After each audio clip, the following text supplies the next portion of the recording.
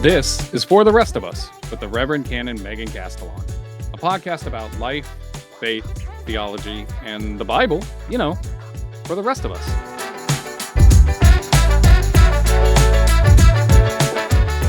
Well, hello there, everyone. Welcome back to For the Rest of Us with the Reverend Canon Megan Castellan. Brave explorers, intrepid adventurers, you can tell I am not the Reverend Canon Megan Castellan. I'm still just Adam Eichelberger. I work with Megan at the Episcopal Diocese of Central New York. I was a lifelong Catholic. Now I'm an Episcopalian, but I'm still just trying to figure this all out. And Megan is my trusty guide as we kind of make our way through Middle Earth across many perils and misfortunes, not necessarily towards the fires of Mount Doom, because I feel like that seems a little too dark. But then again, that's kind of how we do things on this podcast. You can kind of think of her like my Gandalf. A wizard is never late, Frodo Baggins. Nor is he early. He arrives precisely when he means to. Mm-hmm. And I am just good old Frodo Baggins. All right, then, keep your secrets. Good. Making my way to destroy the One Ring. And that's going to become important this episode because, boy, gang, there is something that we wanted to talk about. And as a disclaimer, right from the rip, we acknowledge on For the Rest of Us that we have covered Pope content from time to time. Mm-hmm. And we assure all of you that neither myself nor Canon Megan are slowly converting to the Roman Catholic Church. Not like we got problems with the Roman Catholic Church by any means, but hey, I just got here, gang. I can't go back. I can't transfer schools that many times. My credits won't keep carrying over. But some really interesting stuff happened. Yeah, and they super won't give me a job. No, they won't. No, they won't. So there's that. But there's a lot that's happened. If you've been paying attention to the news, our new bestie, Pope Leo XIV, has come out with his first encyclical. Ooh. And we wanted to talk about it because, boy, is there a lot. And it is relevant to not just Roman Catholics, but all of us. So, Megan, what do we got this episode of For the Rest of Us? Yeah, wake up, kids. The Pope dropped a new encyclical. So this was actually a big deal, not just for Roman Catholics, but kind of all of theology, social media. Everybody geeked out together when this came out and sort of like live tweeted it as they were reading. It broke containment a little bit when he dropped it, both because of what the content was, what the focus was, and a couple of underlying themes in it that are a fairly large shift from the way the Vatican has approached certain issues in the past. So we wanted to get into it because lest you think we had any shred of coolness before, no. So let's dive into the Pope takes on AI and defends human dignity, which is the topic of this encyclical. And before we kind of jump in to review, a papal encyclical is basically a thesis that the Pope writes to lay out his thinking on some big issue facing the church and the world.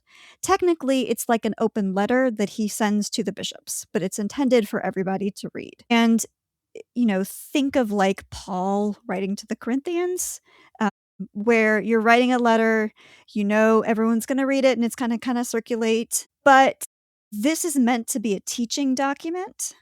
It's not meant to settle a particular dispute or to wade into some hyper-controversial topic within the church or decide a scandal or something like that. It's meant to kind of provide a framework for the rest of the church to discuss some larger issue. And I wanted to kind of lay that out because some of the commentary I was seeing around the document is like, well, he's clearly taking a position around AI, but why doesn't he go after Sam Altman? Like there seemed to have been expectations that he would go way harder than I thought the Pope was going to go because it's an encyclical and that's sort of not what one expects from an encyclical. It's sort of like the calmest of genres of papal literature.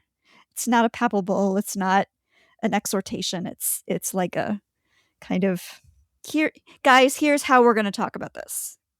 Yeah, and it's also really important to remember for those of us who may not be in the know of how Catholic doctrine or dogma gets handed down, because a lot of times people just assume that when the Pope says things, it is now doctrine, because we have this thing that we all kind of think we know about, which is papal infallibility, which is to say that when the Pope gives a teaching on something, then it is so. It is as it is on earth, so it is in heaven, so on and so forth. Just as a Catholic geek, allow me to point out, and I'm sure, Megan, you also know this too, but just for our listeners so we know, papal infallibility has been used, I believe, to my count, either 4 or 5 times in the history of Christendom. So when the Pope releases this encyclical and it starts tackling issues like AI and stuff like that, this is not doctrine. This is not dogma within the church. It's like Megan said, it is a way for the Pope to kind of expound on this thing that is apparently very important. It oftentimes reflects things that are happening in culture, in the zeitgeist, and he feels like, hey, this is a conversation that the church should be having, not just necessarily the Catholic Church, but the church at large should be talking about this. So even though I think there is an official Twitter or Instagram account for the Pope, this is kind of like his old school way of doing that. This is the Pope's Substack, if you want to get into it like that. So just wanted to set the table as we talk about this, because remember, this isn't an infallible teaching from the Pope. This isn't he sat in the chair and said the thing. Let's make sure that we're mindful of that. Right.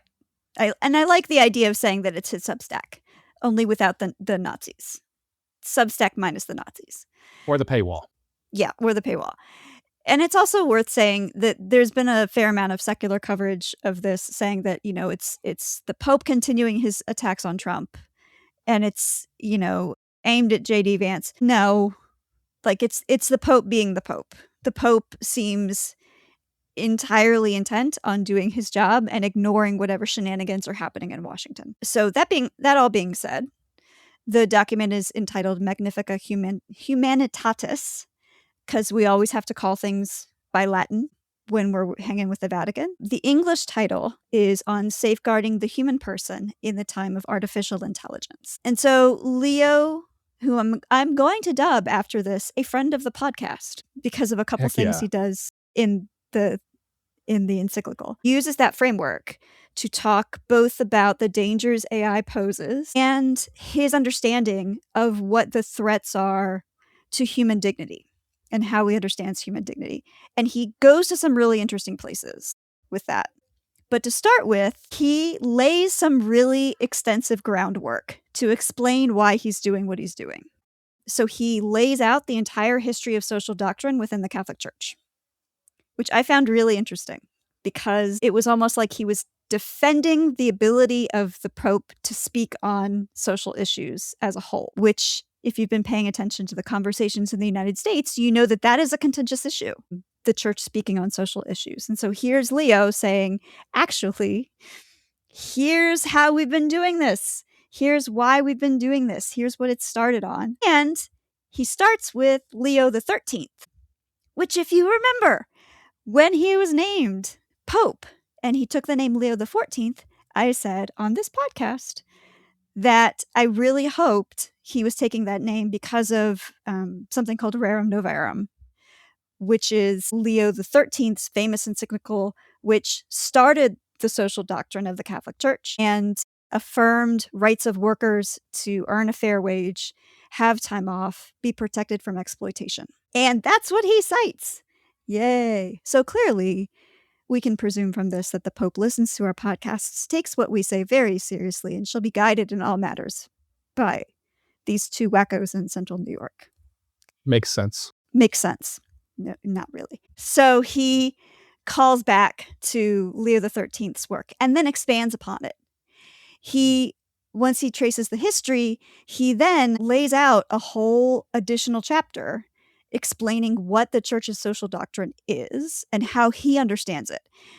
And I was double checking it this morning. He expands it. So up until this encyclical, the church's social doctrine was governed by 3 principles, essentially, according to the Vatican's American website. Human dignity, big one. And then subsidiarity? I always pronounce it wrong. And solidarity. Leo adds 2 more. He says we're governed by 5, all of which flow out of human dignity and protect human dignity. the common good, universal destination of goods, which is super interesting, and we're going to come back to subsidiarity, solidarity, and social justice, that systems that we construct need to be just and fair and promote the flourishing of all human beings. So this, and he kind of defends and defines all these things, and he traces them back to the teaching of the church and, does the magisterium thing where he expands them.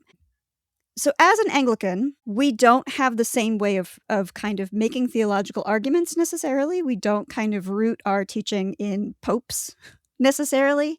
However, the idea of rooting social justice teaching in the common good or the commonwealth of everyone over and above individual pursuits is something that is very familiar to us as Anglicans. That's harkens back to William Temple, Archbishop of Canterbury, and the social gospel and the Oxford movement, Michael Curry's way of love stuff, the baptismal covenant, the prayers in our prayer book, which talk about, let us never forget that our common life depends upon one another's toil. So this idea that Leo says specifically that we are saved together or not at all, that our individual pursuits should not infringe upon the ability of all of us to flourish, and that our highest duty is to kind of contribute what we can to everyone's flourishing. It's remarkable that he names it specifically as one of the principles that guide social teaching. But it's also something that would be familiar to us as Anglicans as being inherent in our theology as well. It's also interesting the extent to which he focuses all of this on systems rather than individual choices. It was super refreshing not to read an encyclical that circled around abortion and gay marriage. Just throwing that out there. And the examples he used and the approach he took kind of looked at the way we construct human society as a whole, rather than what this individual is doing, what this individual is doing. He was consistently looking at the whole system. And I want to go back to the universal destination of goods, because this was the one that I found most interesting. Solidarity of humanity. Yep, got that. He even, names preferential option for the poor. So high five, Oscar Romero. He describes universal destination of goods as the idea that that things have been given to humanity as to benefit all of us and should not be held or withheld from one another, individuals. So because God intends for the earth, the air, the water to be here for our mutual flourishing. He goes on to say, and I know this gave my grandmother a stroke somewhere, he goes on to say that for that fact, private property is not an absolute good and should not be considered the highest good. And in fact, private property, private ownership can easily become an evil when it prevents people from accessing things God has intended for their flourishing. Water, land, soil, education, and data. Here's where we circle back to AI. And he says data, access to knowledge, access to communication, we can now consider one of the things that God intends for everyone's good and everyone's flourishing. And when we restrict it to private property and private ownership, that is a dangerous road to go down. This is a fascinating point, I think, and a really interesting way to frame the AI controversy. One of the pushbacks AI gets a lot is around copyright, right? The large language models were built by scraping creative work off the internet in mass and stealing it, not giving remuneration to the people who created it. The Pope sort of goes one step further and says, actually, the problem with that is not as much that you violated copyright. The problem is that data should belong to everyone. Art should belong to everyone. And it shouldn't be made exclusive based on your ability to pay, which is a really interesting assertion. And I really want to find now a Vatican theologian to discuss this with and talk through what is the balance between remuneration for artists and ensuring access to art for everyone, and what does that balance look like, and what are the ethical considerations, because that is a super interesting claim to make.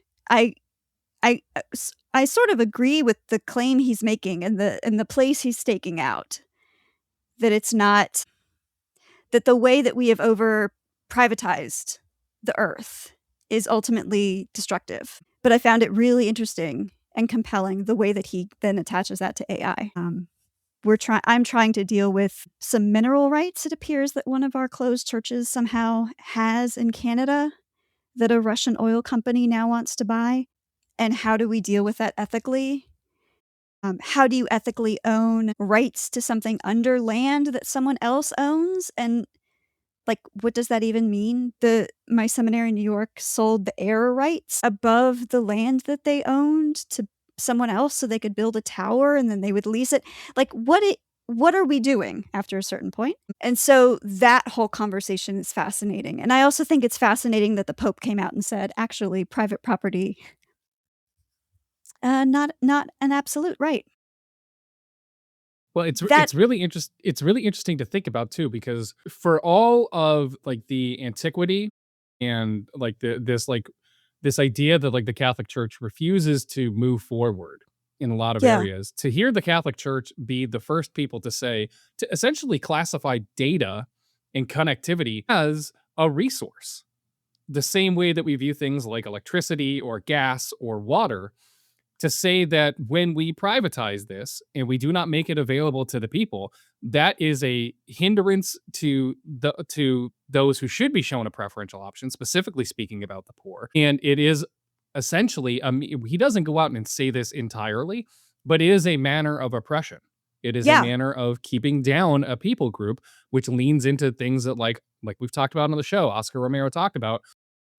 And we've seen movements like that a little bit here in the United States with trying to like provide people with smartphones and data plans so that they can stay connected, because unfortunately our library system is crumbling and people who are trying to do things like access resources, find gainful employment, need to be able to access the internet and need to be afforded the same abilities and rights as everyone else who may be in a better financial situation than them. And I think that that's part of what Pope Leo was actually trying to talk about in this encyclical. Yeah. And it is a shift, because I went back and looked up Rerum Novarum. And one of the things Pope Leo XIII says in that is that private property is an absolute right. Private property is sacrosanct. But the context in which he says it is a push against socialism and communism, which was beginning to spread around the globe. It was 1864, like, it was, 1894. We were having a bit of a moment. And so he's pushing against sort of like the extreme of a state collective.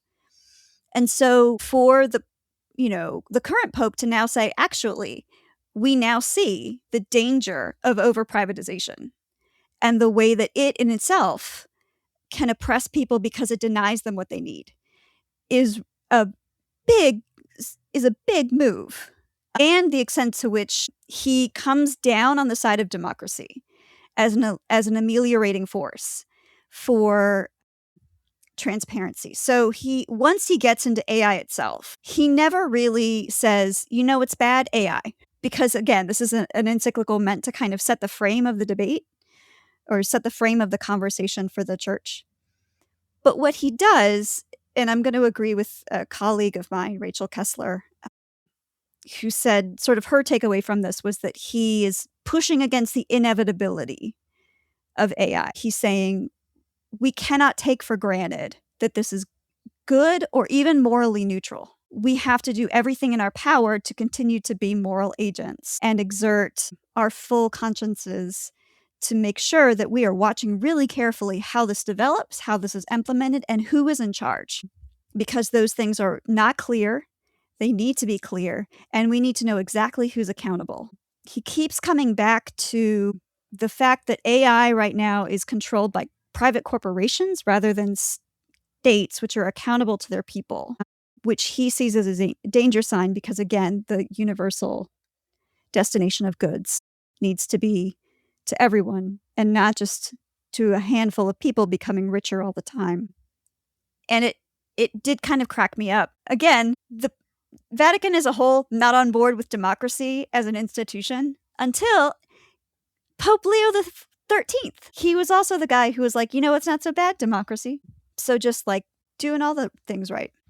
So it was interesting to see a pope say, we need to give power and transparency back to the state so that someone is accountable, so that people as a whole are accountable and can control and exert moral agency over the algorithms, the supply chain, whether or not they have the right to use it, and all these things. Right now, all of those things are not accountable. They're shrouded in mystery, and that's not okay. He also points out that AI promises moral objectivity and gives the appearance of neutrality. But what it's actually doing is enshrining into an algorithm our own biases and prejudices and letting us feel like we don't have to worry about. So because it's constructed by humans, basically, and it's just a large language model. And we kind of have seen this with, if you remember the earlier chatbots, it would take like 20 seconds for them to start spewing anti-Semitic rhetoric on the internet once they were programmed because of the amount of anti-Semitic rhetoric on the internet. Pope Leo points out that all of our worst impulses are in these things, but because of the way they're set up and because of how opaque they are, we can offload our sense of moral responsibility to them and pretend that we aren't culpable for whatever decision, be it approval for a loan, be it weapons of war, which he goes into, be it anything. And that is incredibly dangerous. We cannot pretend these things are morally neutral when they're not. It's an illusion. And I thought that was really compelling as well. That nothing that we create is in fact morally neutral. Well, especially when you consider the fact that the internet is a bottomless place. Like, we have this idea, I think, by and large, societally, we have this idea of the internet, like it is this finite resource that is kind of limited to, how can I write this paper? How can I solve this math problem? Where can I buy the cheapest thing online? How can I stream this dumb show on this platform? And really, there is a whole lot more to the internet that the common person does not consider, that these large language models still base their learning on. Now, there are supposed to be safeguards in place that don't allow it to do things that would be morally objectionable, but there are ways to work around that. And I think that again, is part of what Pope Leo was trying to draw attention to, that like, we need to be aware of this. Again, he's not preaching that this thing is inherently evil or bad, but we need to be aware of these things, especially because it's here. It's not like it's not like he's firing a warning shot across the bow. Like, this is it is a reality that we have to live in, and that when we rely on AI to try and grab information for us, we are not entirely aware of where it's grabbing that information from. Right. Or what the costs are of that process. There's also a really compelling section where he talks about the supply chains for computer chips and getting the rare earth minerals and the sort of modern human slavery that is involved in all of that, which we are not conscious of because it's not widely reported or talked about. And he says, we need to be really conscious that there are costs and there is kind of sin. He actually uses the word sin a surprisingly small amount for this being a theological treatise. There is human suffering embedded in the process of asking ChatGPT for a math answer because of all of the steps. And until this chain is entirely transparent, we are not able to kind of morally reckon with that. So he argues that a lot of safeguards need to be in place, that all political stakeholders need to step up, do their job, regulate the industry, regulate how the technology is used, impose transparency, impose safeguards, not abdicate their responsibility, and that everybody, from researchers to people who use it, everybody needs to kind of exert their moral agency and think about how they are engaging with this technology and what the costs are. And there's this really beautiful section because he talks at one point about how AI and these language models aren't a fixed entity. They continue to grow and learn as, like you were saying, the internet continues to expand. And he said one of our responsibilities is to kind of determine what we're going to feed them so that we can control how they develop But there's this really beautifully written section contrasting AI and the human person. It cannot feel, it cannot be changed through suffering, it cannot appreciate beauty, it cannot be changed emotionally by a relationship with another person. It can simulate those things because it knows what you want to hear, but it cannot truly experience an internal reality that shapes us and changes us. And that internal reality and the reality of our finitude is how we are most human and how we are most connected with God. And when he starts talking about the beauty of the human person and how God meets us in our frailty and like the incarnation, then he just sounds like an Episcopalian. I was gonna say that, like that specific section. I was like, this sounds very Episcopalian when he says Yeah, I this. was like, he's going full incarnation. He's like crossed into our lane. Yeah, when he starts talking about like the glory of humanity, because it felt like he had been like researching all the looks maxing people or the Silicon Valley tech bro subculture where they're like, I will never die. I'm going to drink protein powder. Like that. And he was like, no, let me tell you about the incarnation. And just like went full on recapitulation. You know, God takes on the complexity of what it is to be human because God loves us in our frailty and our finitude. And that's where God meets us. Like, it's a gorgeously written section. And I was like, oh, so you're Episcopalian now. This is our deal. We do the incarnation thing. Yes. This is all us. And he talks about how like that is our relationship with God. That is what God wants, is our humanity, not our perfection, not our efficiency, not, you know, the way we kind of like have perfected ourselves. God wants our mess. That thing about perfection is actually one of the really important things that he kind of highlights a little bit. He doesn't spend a ton of time talking about it, but one of the big dangers in AI systems is how it trains itself and learns how to speak to us. Yeah. If we want to, I'm going to put that in air quotes, speak to us. Because as we use these models, it just kind of continually affirms what it is that we give it. And what he highlights is the importance of relationship and the primacy of human connection. Because one of the most important parts of relationship, whether it's like married relationship, friendship relationships, coworkers, whatever, is the ability for people who know us and care about us to call us out on our bull and say like, that's wrong, you know. And essentially the machine, if we're going to call it that, doesn't have the ability to do that. It doesn't have the ability to look at it and say, nah, I think you may be wrong on that, and here's why. It just is like, okay, cool, this is what you want, and I'm going to affirm it, and it's going to continually take on this positive role, which isn't actually a healthy relationship. No, and it's the very thing that has caused psychosis in around 1% of AI chatbot users, which is a high number of people. Not good. But yeah, the ability to kind of encounter difference in another person and be changed by it and shaped by it, which I want to come back to his approach to difference, because I think that also kind of took me by surprise, and he keeps coming back to it.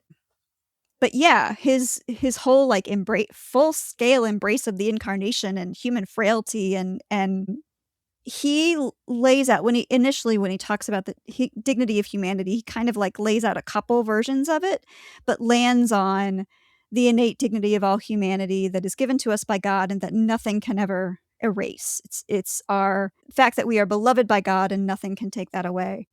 And as Anglicans, that is where we would put the emphasis, right? Is, you know, that's our Baptist coming back. It's our Protestanty. We are beloved by God just as we are, and out of that knowledge, everything else kind of manifests. He takes like a half second longer to get there, but then like lands on it and stays there. So there were a couple of other kind of extraneous things that I didn't know how to fit in my overall summary. It's a really dense 50 pages of fun theology for you. He throws in an official apology from the Roman Catholic Church for slavery, which is pretty great. The Roman Catholic Church has been dancing around this for a while now. There have been apologies sort of for or kind of like expressions of regret. This was a like full on, it was a full on like, we should have known better and we did know better. And on behalf of the church, I ask forgiveness. Like just stuck in the middle of the thing. And it's like no, didn't call a press conference, didn't ask for like attention, just was like, we missed this one. And that, I was moved actually reading it. I was surprised at how moving I found that, to hear the Pope be like, you know what, we really messed this up.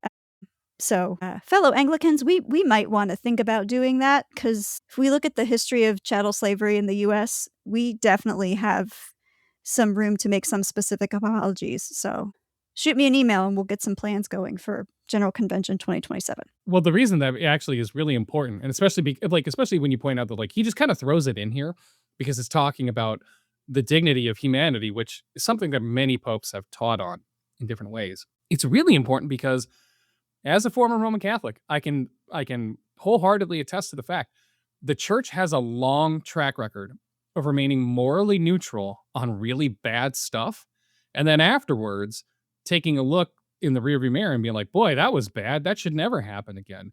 But never owning up to their participation in those things, because it did happen. The Catholic Church has a history of being participants in the slave trade, owning slaves here in America and abroad, and has never said anything about it. And for him to kind of put it in here like that was, I have to say the same thing. Like when I read that, I was like, holy smokes, this is a big deal that he's talking about this. Yeah, and he says like, we own slaves, we traded slaves, we should not have done that. We absolutely knew better. You know, we didn't know everything we know now, but we knew about the dignity of the human person. And so we did not have an excuse. And there was also, I wanted to talk to you about this, Adam. There was a whole section when he gets to the examine for the church that I felt like is teeing up a whole nother thing, where he was like, it's our job to examine the things the church is doing in ways in which she is not representing the gospel. And it felt both vague and sort of like, stay tuned for further developments. And I was like, what are we talking about now? What are we going to do? Huh. And so I was really like, huh. Because he said, this is an issue very close to my heart. We're going to do some stuff. And I was like, okay. It's interesting. And I've heard several commentators talk about this. You even kind of mentioned this, and we'll talk about it a little bit. There have been a lot of, especially in the last 15 years of modern Catholicism, right? There have been a lot more conversations about things that were never discussed that have happened. And it really kind of felt like when he was saying, yeah, stay tuned. We're going to take this conversation further and maybe start discussing where we go from here. The language that he chooses to use, and I didn't write it down, I feel dumb for not writing it down, was like, this is the sense I was getting from him was this is going to start moving beyond just discussing the topics and having the conversations as into what are we actually going to do here. And I got to admit, I was kind of like, oh, that's interesting. It almost kind of felt like, that scene after the Marvel movie where they give you a scene about something that's coming in the next Marvel movie. It kind of felt like that. It kind of felt like a stinger. Yeah, because there were a couple places where he said, it's not enough to make pronouncements and say you're all for equal rights if the systems that you embody do not give equal rights. And then he used the example of women, and it was like, huh. And he kind of like used that example of the difference between like making a pronouncement and then living into it a couple of times. And then there was that thing of the examine, and I was like, So yeah, I kind of got the feeling that there's going to be more, that this was signaling a direction. But it is the Vatican, which takes 50 years to do what, everybody else can do in like one. So we'll see. It felt hopeful. I also felt like his vision of the church was a shift from what we've heard in the past, in that, sort of broadly speaking, since Vatican II, there's been sort of a kind of back and forth about how authority works. Vatican II was very, diversity is great, throw open the doors and windows, enculturation is what we need to do, everybody in their own language, it's going to look different everywhere, and that's great. We're going to share power, everybody at the table. And then that started happening. And the Vatican was like, but not like that. Come back, come back, come back. And then there was kind of a move back towards, okay, everybody together. We live in a society. We have a hierarchy.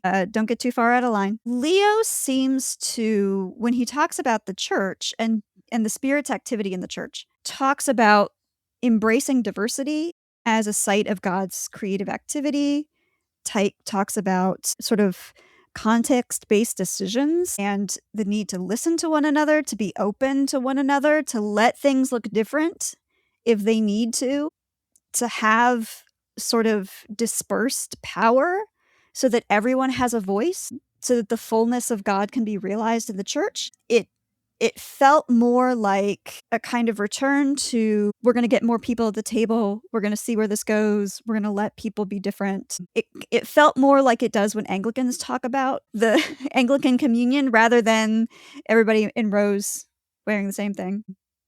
And I found that interesting. His repeated assertion that pluralism was good, that pluralism was the goal, and that's something we want to strive for, rather than, I think he calls it a world of power where everybody is the same. And we dominate one another, and there's a hierarchy constructed. I thought was really interesting. I don't know how intentional that was, but It's interesting you say that, though, because it's not like popes just get to drop whatever they want yeah, into encyclicals. Like, this goes through a lot of filters, and the fact that it was able to stay in is kind of interesting to me. yeah. So we'll see. But that was another place where I was like, yes. Would you like to come to Lambeth and see us fight in public? Because we do that. Well, hey, speaking of Lambeth, though, he met with the Archbishop of Canterbury. I'm this is a little bit of a tangent, but I think we talked about this amongst ourselves within the staff at the diocese.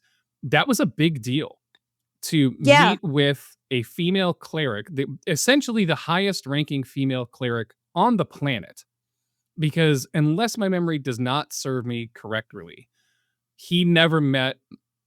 No pope ever met with Catherine Jefferts Schwartz, I don't think, at least not in the capacity in which he met with the Archbishop of Canterbury. No, because I think when I was at the ecumenical office, we tried to get it done, but there was a lot of like conflicting protocol. Like, she can't wear a collar, she can't come in the front door, we can't like, right. And the fact that he allowed her, and I know that sounds weird, the fact that he allowed her to show up in full clerical vestments, like she wore Rach and Shamir, like she was wearing everything that she would have worn.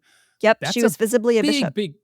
Yeah, like that was a big deal. The fact that she wore her collar and her pectoral cross, I was like, wow, this is like, everybody was like, this is really cool that they met. And I was like, I don't think you understand how important it is that she's wearing what she's wearing.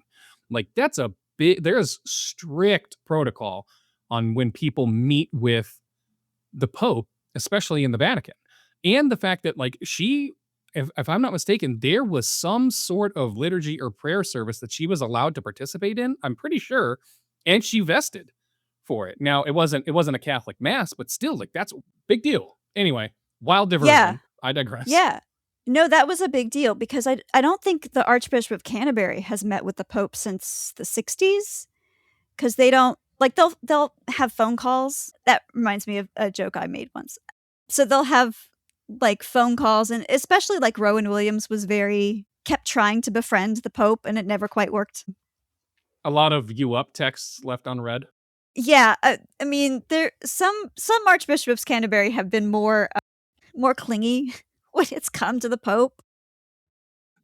Like when the Ordinariate was established and we weren't told about it beforehand, it just kind of happened, and it was super awkward in ecumenical circles. And the Archbishop of Canterbury was like, "We're not going to do anything. It's fine. They can do what they want.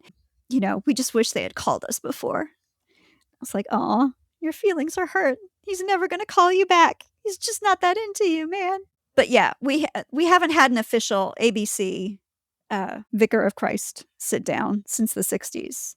They just like call each other and they send notes back and forth, and I guess pine. I don't know what they do. So it's an awkward relationship, I would imagine. Yeah. So, Adam, what did you think overall of the encyclical? Okay, so I think first of all, and again, I don't have all of the information up in front of me right now, but the fact that in what seems to be a very short amount of time, a still new pope releases an encyclical, especially one that seems to be so wide sweeping, Mhm. is pretty remarkable. The topics he covers are vast, and like I don't feel like they were disjointed.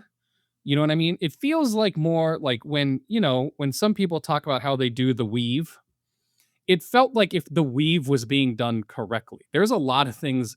It's really crazy Yeah. to think about this big open letter tackling things like like social justice and AI and the internet and an apology for slavery. And one thing that we have not quite touched on yet, which was Pope Leo threw a quote in this letter That's true. that as soon as I was reading it, I was like, wait, whoa, whoa, whoa, whoa, because my Tolkien sense was tingling. He actually quotes Gandalf from Lord of the Rings in his Yep. letter. Do you want to talk Yep. about that? Yep. It was paragraph 213. Not that he remembered. Not that I committed that to memory. But yeah, he's talking about how, things are bad, it feels overwhelming. But like Tolkien says through his protagonist in Lord of the Rings, basically it's not our job to solve all the world's problems, but we are entrusted with the ability and responsibility to clear our own, like till our own patch of ground so that those who come after us will have an easier time. And it's a good quote.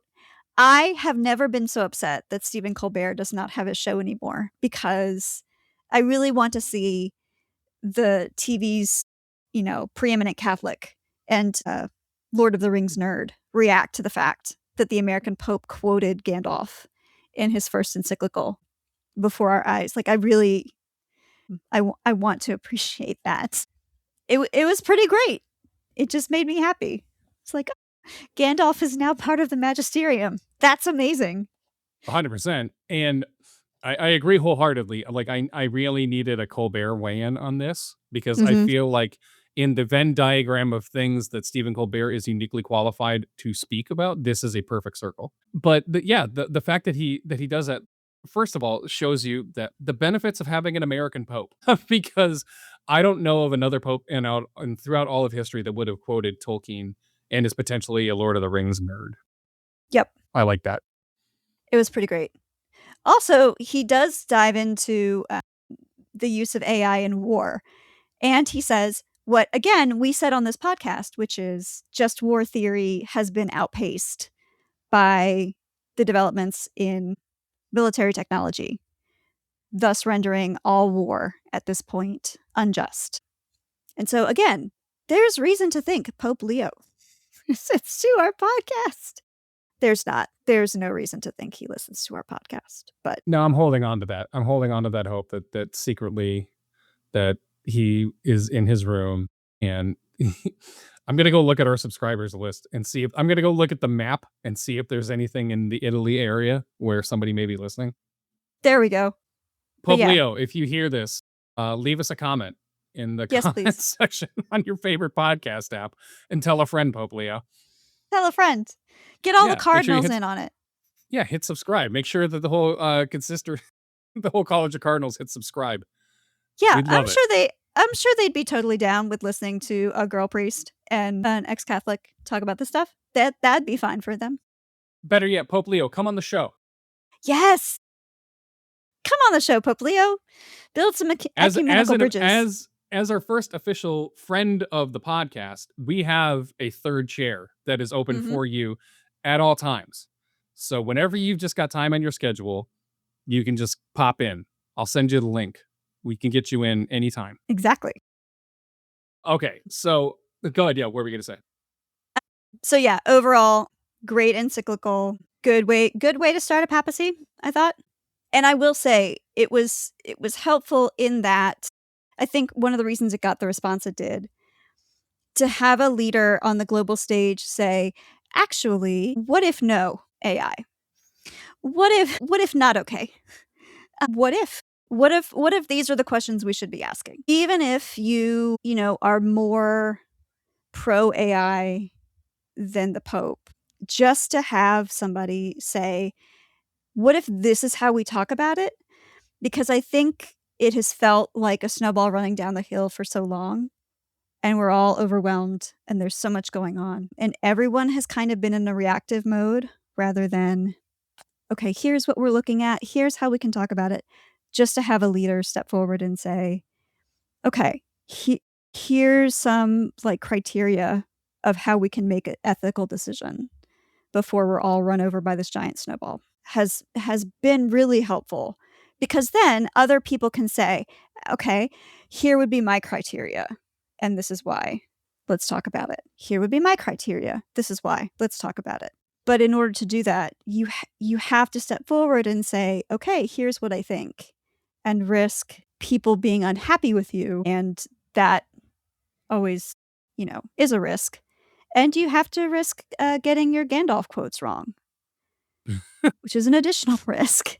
So, Well, and it becomes important because it's not just this is wrong and here's why, and let's have this echo chamber conversation about it. It felt to me like if you are willing to entertain why, and I'm not trying to pick on the AI topic, but if you feel like this has all of this value, and mhm, you are pro AI and you see what's going on and you think this is a good idea, let's defend your position. Not in a bad way, but like talk about it. Like say talk about it. why. Yeah, Let's actually have conversation around this and see where if I have a position, why my position may have gaps and why yours may possibly have gaps too. And I think that that's really an important part of this, is that it is somebody with one of the most important jobs, if not the most important job on the planet, saying like, we need to have discussions about this and be willing to be wrong and be willing to change and be willing to make adjustments because this affects everybody. And everybody. and that's also what it is. It's affecting everybody at an alarming pace. Right. And I Like we talked. Go ahead. Sorry. and I think for those of us in other traditions, we we're not going to become Catholic. The Pope still hath no authority in this realm, but it gives us something to bounce off of and say, okay, the Pope has said this. In our tradition, how would we lay out the groundwork for conversation? What can we kind of relate to in his thinking? What would we articulate differently? Um, are there pieces of it that we would add to his list of kind of principles? It helps us get the ball rolling. So, yeah, No, I because agree. I agree 100%. yeah, somebody on Reddit was like, "I'm an Episcopalian, why do I read what the Pope says?" And I was like, "'Cause then you can, like, argue with it, and you can say, 'Well, I would say it like this,' or 'I would add this concern,' which is big for Episcopalians. I would emphasize the incarnation more." Like, you can tweak it, but it gives you a place to start. Gives you raw material. It's also a good reminder that like we're all, not to be corny about this, but it's like in High School Musical, we're all in this together. Like this is. Bet you didn't think I was going to be quoting High School Musical this episode, but I did. Haha. But yeah, that's the thing. Like, especially for those of us, because I feel like there are times where those of us outside of Catholicism, not to say that there's just Catholics and everybody else, but that like when we do say things like the Pope doesn't have any jurisdiction here, like he doesn't have any say in Mhm. this realm. You're right, he doesn't govern how the Episcopal Church works, but at the same time, when he does talk and teach, it is fuel for our conversation. And I mean, like, I also kind of feel bad in a sense. This is a little bit of a non sequitur, but I kind of feel bad for every guy who's ever been the Pope, simply because all of a sudden you become the world's foremost authority on these kinds of things. Like overnight, even though like maybe you're not, and I'm not trying to say that to discredit anything that Pope Leo says in this encyclical, but at the same time, it's like, man, big, that's a huge burden to worry about when you have to come out and say these things and be willing to take them on the chin when people try and rebuke you or slam you in the media or whatever it may be. Yeah. I mean, and, you know, you can't really say, "I'm sorry, I'm the Pope, I'm here for the hats." I don't I don't opine on, the ins and outs of generative AI. Like, people don't let you get away with that. So, No, yeah, it's a hard job, but in this encyclical, he's carrying it off pretty well. There was I only agree. one there was one line when he was talking about the family, and he said, "The family is the greatest institution," and it's based on the marriage of a man and woman. And I was like, what? There was no need.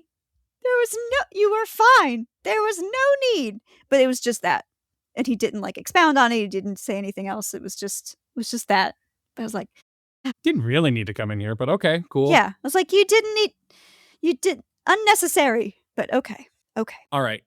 So here, as always, we always have to think about like what is a weird recommendation or thought that I can get Megan to give. And in kind of keeping, I don't know if you paid attention last episode, this is 2 episodes in a row where I've gotten to talk about Lord of the Rings, which is like one of my favorite things. If I could get more Star Wars references into these episodes, I'd be a much happier clam.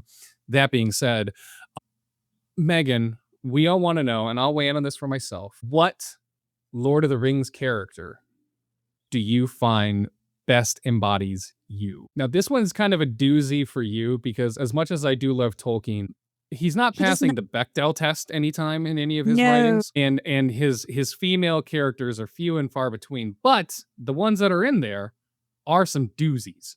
Are and I mean pretty that great. In a very good way. I mean, I would go with Galadriel. Perfect.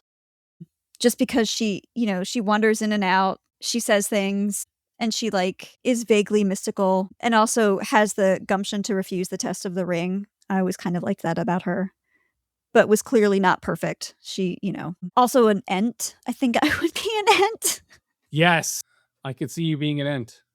It's like I'm hanging out here and being a tree. Okay, that's enough. And now we're make fighting. Some war. Now we fight. I would say, Being a okay, tree. so if it's me, like, I don't want to say it because it feels so like self-serving, but maybe Samwise Gamgee. Maybe Sam. I know my favorite character is Gimli. Gimli is far and away the best character in the series.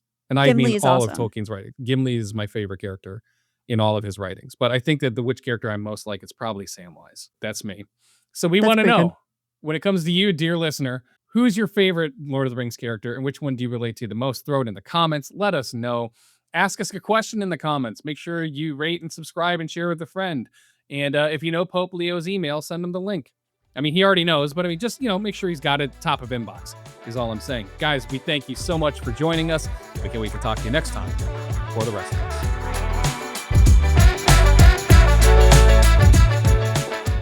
Thanks for stopping by and checking out For the Rest of Us. If you like the show, leave us a review and a rating. Make sure to subscribe and share it with a friend. We hope to see you again next time. For the Rest of Us is a production of the Episcopal Diocese of Central New York.